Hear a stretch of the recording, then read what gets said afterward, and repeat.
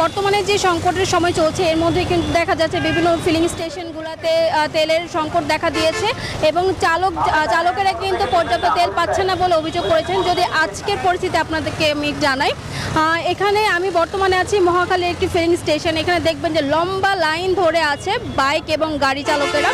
তারা আসলে বেশ কয়েকটি স্টেশন ঘুরে এখানে এসেছেন। তারা বলছেন যে বিভিন্ন পাম্পে গিয়েও কিন্তু তারা তেল পাচ্ছেন না। এর পাশেই যে পাম্পটি রয়েছে সেখানে কিন্তু ইতিমধ্যে অকটেন শেষ হয়ে গেছে, ডিজেল কিছু গাড়িতে দেওয়া হচ্ছে। আর এছাড়া যদি বলি যে এই পাম্পে দেখা গেছে যে এখনও অকটেন থাকাতে যারা বাইকার আছেন তারা আসছেন এবং তারা তেল নিচ্ছেন। যদি অভিযোগ করছেন যে আসলে কি সংকট রয়েছে নাকি এই দাম বাড়ানোর কোনো একটা পায়তারা চলছে, এমন অভিযোগ কিন্তু তুলছেন চালকেরা। এছাড়া অপর পাশে দেখতে পাবেন যে এখানে গাড়ির জন্য কিন্তু লম্বা সিরিয়াল রয়েছে।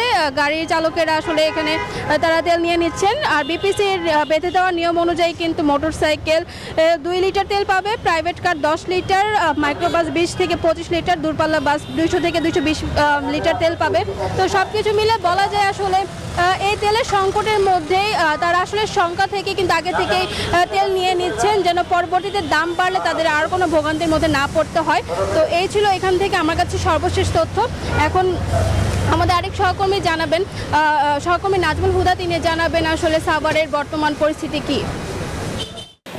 রিয়া, আপনাকে ধন্যবাদ। আপনি যেমনটি রাজধানী থেকে বলছিলেন, এই মুহূর্তে রয়েছি আমি সাভারে এবং পেট্রোল পাম্পগুলোতে কিন্তু তেল সংকট এবং ইরান যুদ্ধের কারণেই কিন্তু আসলে যে পেট্রোল পাম্পগুলোতে তেল সংকট দেখা দিয়েছে এবং এভাবেই কিন্তু আসলে পেট্রোল পাম্প কিন্তু আসলে এক শ্রেণীর ব্যবসায়ীরা কিন্তু আপনারা দেখছেন যে তেল নাই বলে কিন্তু আসলে তারা কিন্তু এভাবেই আসলে সেখানে টানিয়ে দেওয়া হচ্ছে এবং আমরা দেখেছি মোটরসাইকেল যারা নিয়ে এসেছে বাইক চালক তারা কিন্তু আসলে মহা বিপদে পড়েছে এবং অনেকেই আসলে অকটেন পেট্রোল এবং ডিজেল থাকার পরেও কিন্তু তারা বলছে যে নেই। এবং পাম্পগুলোতে সিএনজিগুলোতে আমরা দেখেছি যে এই যে স্টেশন পেট্রোল পাম্প স্টেশনগুলোতে কিন্তু যে দুর্ভোগ এবং মানুষ কিন্তু যে দুর্ভোগের শিকার হচ্ছে এবং ঘন্টার পর ঘন্টা অপেক্ষা করছে এবং অনেক দূরপাল্লা পরিবহনও ডিজেলের অভাবে কিন্তু মহাসড়কে কিন্তু গাড়ি বন্ধ হয়ে গেছে এবং আমরা দেখেছি যে পরিবহনগুলি এবং ব্যক্তিগত প্রাইভেট কার সেই গাড়িগুলো কিন্তু আপনারা দেখছেন যে